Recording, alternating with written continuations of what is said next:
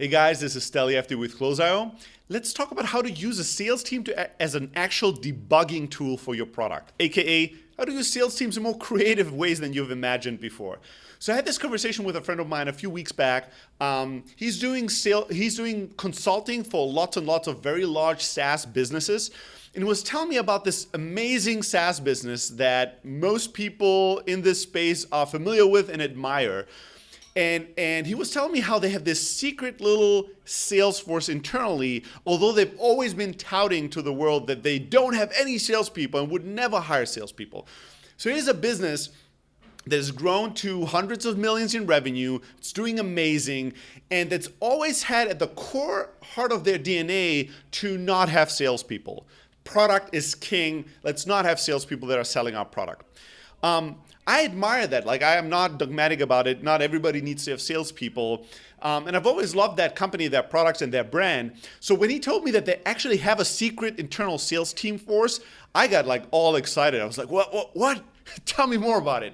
Here's what he said. He's like, you know what? The interesting thing is how they use that sales force. They don't use it because they do sales secretly but don't want the world to know.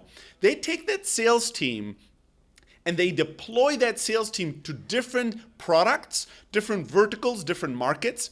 And then what they do is they create A/B tests between the sales team and the results the sales team drives for all new customers that are coming in, all new signups that are coming in, versus the self-sign-up version of the product.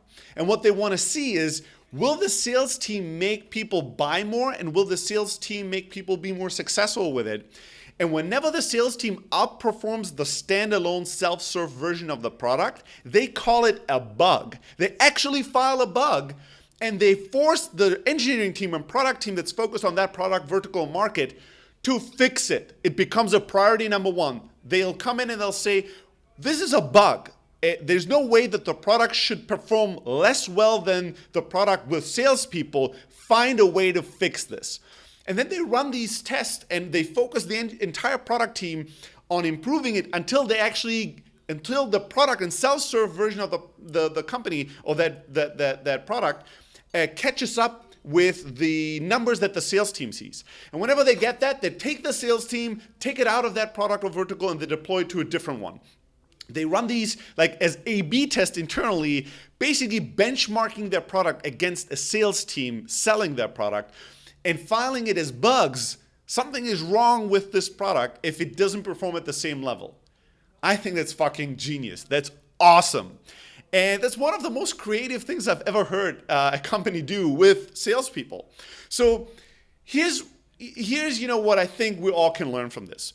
Number one, I do think it's important for a business to have a point of view. It's important to actually not be wishy-washy somewhere in the middle, but actually take a strong stance on your culture, the way you do business, the things you believe in and the things you don't believe in. This company believes in product and it doesn't believe in selling. They don't like it. They are very dogmatic about it on one hand, which I like because they have a real point of view.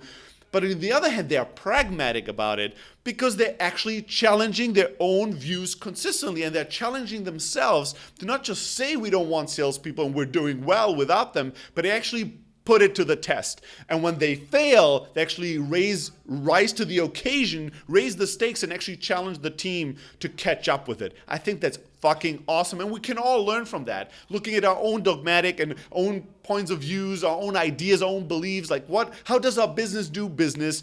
And then how can we challenge that and make sure that we actually are not just talking that this way of doing business is better, but that we're proving it day in, day out. The other thing that we can learn from this is that sales teams can be used creatively, right? Wow, what a concept, it's mind blown. Sales teams can be used creatively.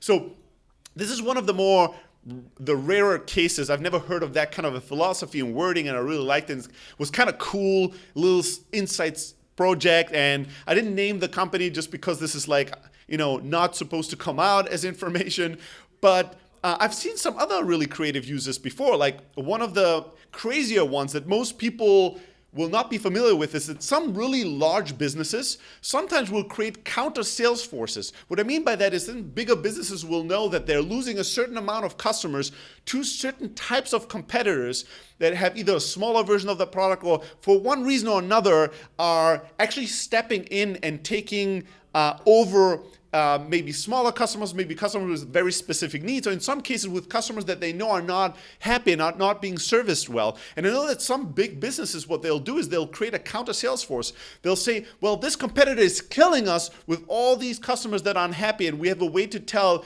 which kind of customers of ours are not that happy. We'll create a sales force that aggressively goes after our own customers and tries to sell them on a different version of our product. And if our salespeople are doing a bad job, or if we're not servicing them well, then we're at least going to lose the business to ourselves versus to our competitor. Sometimes there's some industries and businesses where this works brilliantly. I think it's very shrewd, but it's effective, right? What a creative way! Like, what about creating an inside competitor?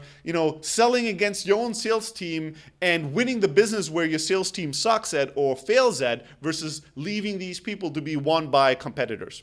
It's creative, right? It's business, makes sense.